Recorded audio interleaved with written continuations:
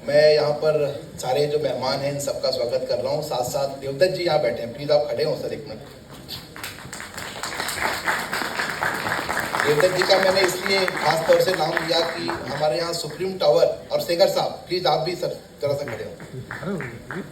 ये हमारे यहाँ लॉ ऑफिसर थे नोएडा अथॉरिटी के, CLA, और ये थे नोएडा के चेयरमैन और CEO।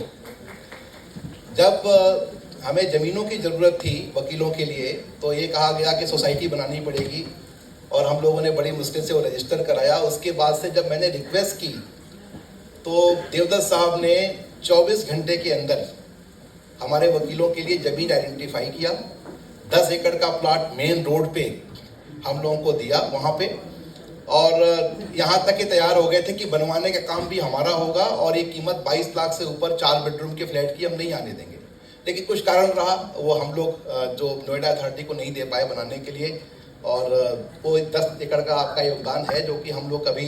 कई सारे लोग रहते भी हैं वहाँ पे उस सुप्रीम टावर में, तो मैं उस योगदान को नहीं भूला। और एज CLA सेंगर साहब कभी भी कोई ओपिनियन जाती थी अगर हमारे वकीलों से रिलेटेड हो तो ये फटाफट करते थे 1 मिनट के अंदर।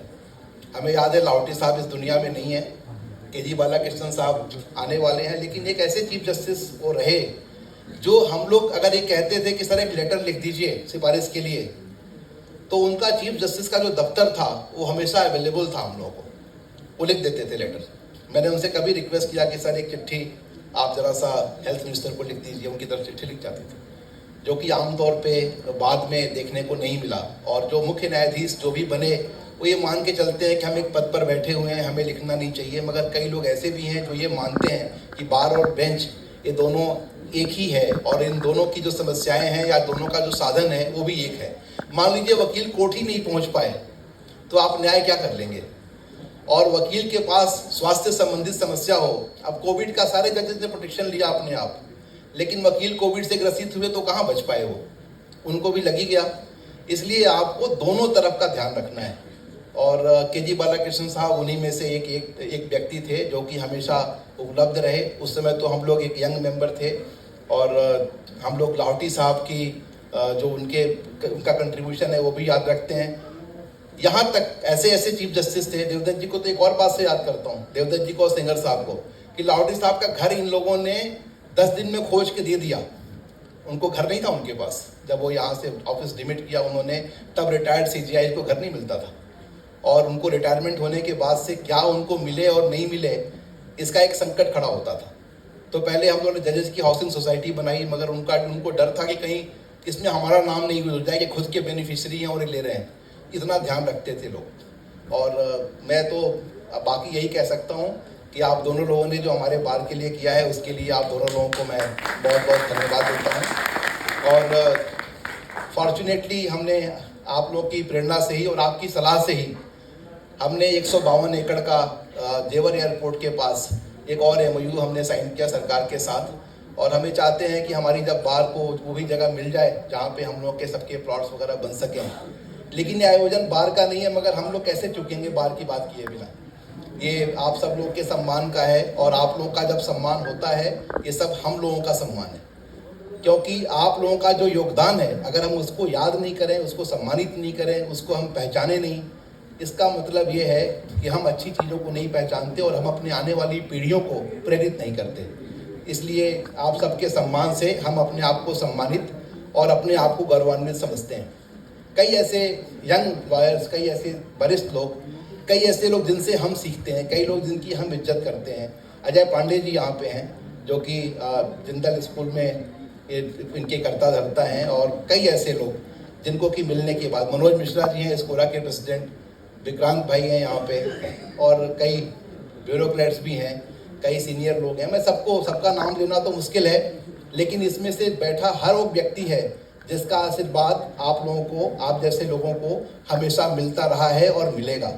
और मैं केवल आपको इतना ही कह सकता हूँ कि आप अच्छा काम करते रहिए, और देवदत्त जी जैसे जो अधिकारी हैं और सेंगर साहब जैसे लोग वो वकीलों की समस्याओं का भी उतना ही ध्यान रखें जितना उनको रखना चाहिए, क्योंकि अंत में वकील परेशान होगा, खाली होगा तो आप लोगों के पीछे पड़ेगा। इसलिए ज़्यादा अच्छा है कि उनको आप खुश रखें, उनको प्रसन्न रखें, और उनको ऐसे रखें कि वो खुश होकर के आप लोगों के लिए समाज में अच्छा योगदान दें। मैं और ज़्यादा कुछ बोलना नहीं चाहता, मैं इनकी तरह हिंदी भाषा में मेरी महारत नहीं है, मैं हिंदी के प्रोफेसर का पुत्र नहीं हूँ, मैं तो गांव के आदमी का पुत्र हूँ, गांव से ही हमने पढ़ाई की है और मैं फर्स्ट जनरेशन हूँ शहर के अंदर, मेरे से पहले कोई मेरे घर का शहर में नहीं आया था। तो बहुत से लोग नहीं मानते हैं, मैं इनको अपने स्कूल पे ले गया था, मैं बहुत स्कूल पे जाके मैं बड़ा भावुक हो गया था, मैं रोने लगा तो ये भी रोने लगी, बोले कि आप क्यों रो रहे हैं? मैंने कहा मैं इसलिए रो रहा हूँ क्योंकि मैं जैसा पढ़ता था जैसे स्कूल में, वो स्कूल आज तक वैसा ही है, मतलब वही एक बड़ा सा पेड़ और उस पेड़ के नीचे चारों तरफ चलती हुई कक्षाएं, कोई कमरा नहीं, कोई अध्यापक तब भी नहीं और अब भी नहीं।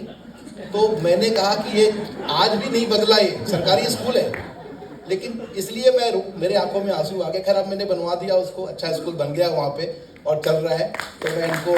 लेके गया था अपने स्कूल पे